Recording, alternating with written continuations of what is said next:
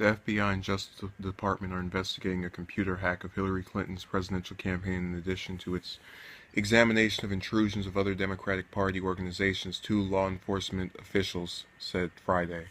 The campaign sent a statement that its internal systems were not compromised. An analysis data program maintained by the DNC and used by our campaign and a number of other entities was accessed as part of the DNC hack, said Clinton's campaign spokesman Nick Merrill.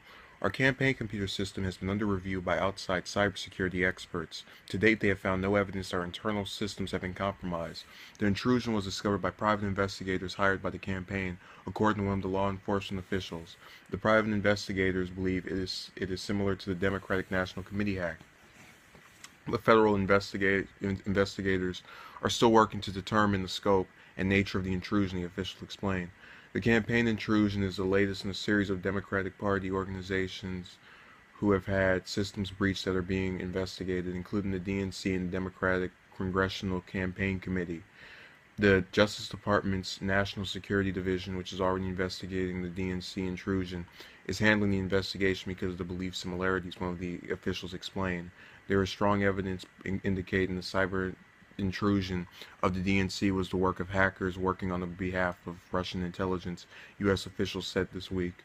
The alleged intrusion was first reported by Reuters. A person familiar with the Clinton campaign program described it as essentially a dynamic voter database with voter participation, voter contact information, and voter files that all campaign organizations use.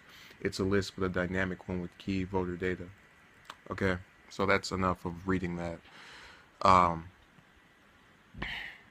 I don't understand why between these two major parties, only the Democrats seem to have a tendency of getting hacked. And if the Russians are doing it, then obviously there should be something said about that. And we should all draw an issue with continuous, leaks into their history. And you'll even have some who accuse Republicans of doing that, and I don't think they're doing it.